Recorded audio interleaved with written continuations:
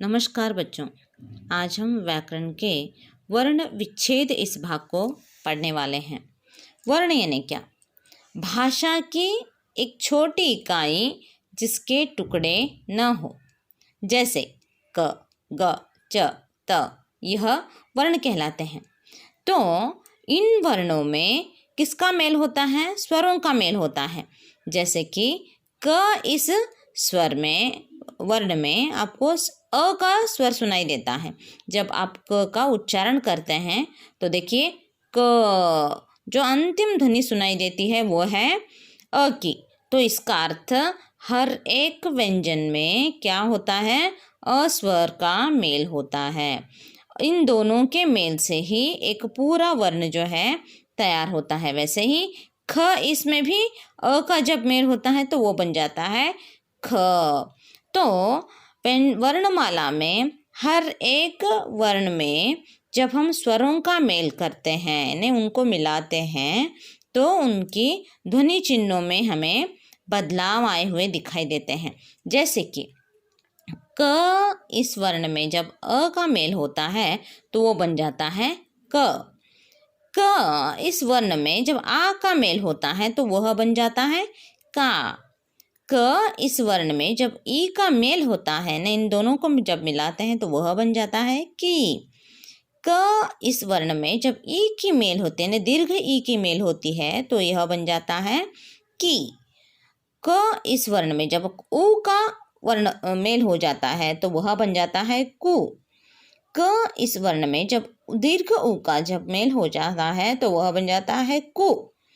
क इस वर्ण में जब हम रू को मिला देते हैं, जैसे कि रू का मेल होता है तो वह बनता है क्र। तो क इस वर्ण में ए का जब मेल होता है तो वह बन जाता है के।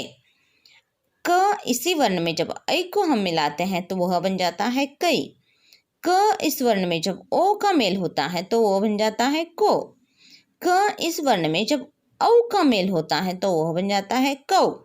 तो इस प्रकार हम जब बाराखड़ी सीखते हैं ने, आप जब पहली कक्षा से बाराखड़ी का जो रियाज ने अभ्यास करते आ रहे हैं उसमें आपने देखा है ये जो है क का की ये बाराखड़ी आपने सीखे हैं। लेकिन आपको उन्हीं स्वरों को आज यहाँ पर अलग करना है। जैसे कि इन स्वरों में मिले हुए इन वर्णों में मिले हुए स्वरों को अब जब अलग करते हैं तो वही कहलाता है वर्ण विच्छेद।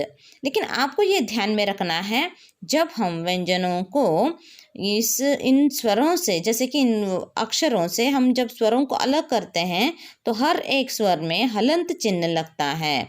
इसका अर्थ वह जो है हलंत चिन्ह, यह आधा व्यंजन जिसे हम कहते हैं, जब जो वो उन स्वरों को जब हम निकाल देते हैं तो ये आधा ही बन जाता है।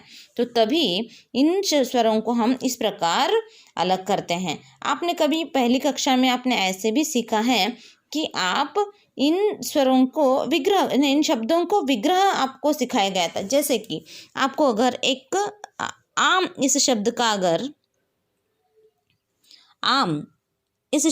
अगर आपको विग्रह करना है तो आपको मात्राएं दिखाई देते थे। जैसे कि आपको टीचर सिखाते थे अ प्लस आ की मात्रा प्लस म, इस प्रकार आपने विग्रह किया।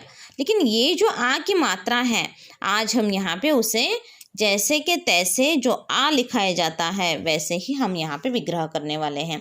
इन्हें जो पहली कक्षा में पढ़े हुए अभ्यास को हम फिर से आपको इस कक्षा में भी दोहराने वाले हैं, क्योंकि मानक वर्तनी सीखने के लिए, जैसे कि एक शब्द का गठन किस प्रकार होता है, उस शब्द में किस प्रकार के अक्षर जुड़े हुए होते हैं, ये हमें देखना है। जैसे आज हम यहाँ पे कुछ उदाहरण भी देखेंगे। किताब में देखिए किताब, यह एक शब्द है, लेकिन इसका जब हम विग्रह करते हैं तो यहाँ पे क्या उनका विग्रह किस प्रकार होता है, कौन से स्वर उनमें आते हैं?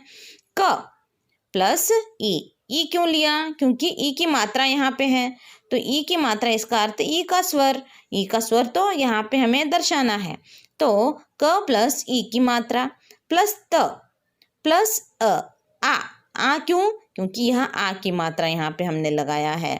तो इस प्रकार हमें हर एक शब्द में आए हुए अलग अलग स्वरों को विभाजित करते हुए उनका विग्रह करना है। जैसे कि क प्लस ई की मात्रा की, त प्लस आ की मात्रा ता, ब प्लस अ, यानी ब इस व्यंजन में क्या छिपा हुआ है, अ स्वर छिपा हुआ है, इसलिए किताब इस शब्द का विग्रह इस प्रकार होता है। वैसे ही सुलभ इस शब्द का भी विग्रह हमने यहाँ पे किया है। देखिए स प्लस उ की मात्रा यानी सु, ल में अ का मेल होता है, इसलिए अ स्वर को हमें अलग करना है। उसके बाद भ में भी अ का मेल होता है। जैसे कि वर्णाक्षरों के हर एक अक्षरों में अ का मेल पहले से ही होता है, इसीलिए मैंने यहाँ पे लिखा है। देखिए क ग च ये सभी हलंत चिन्हों के साथ यहाँ पे लिखे हैं। इसका अर्थ इनमें अ स्वर का मेल अभी हमें करना है, तभी वह पूर्णतः व्यंजन बन सकते हैं। जब हम एकाध स्वर में अ का मेल करते रहें तो वह पूर्ण स्वर व्यंजन बन जाता है। तो उसी प्रकार हर एक व्यंजन से हमें स्वरों को अलग करने हैं। तो वहाँ पे हम यहाँ पे कर्म इस शब्द का मेल देखा है, क्या क्या होता है, क प्लस अ। यहाँ पे र क्यों लिया हमने, क्योंकि र इसका अर्थ ही है, ये र की मात्रा है, इसे हम रेफ कहते हैं। तो र की मात्रा को हमने यहाँ पे इस प्रकार यहाँ पे बोधित किया है, लेकिन जब हम यहाँ पर उसका विग्रह करेंगे तो र का उच्चारण ही आएगा। उच्चारण की तरह ही हमें हर एक शब्द का विग्रह करना होता है। क प्लस र प्लस म प्लस अ, इसका अर्थ है कर्म।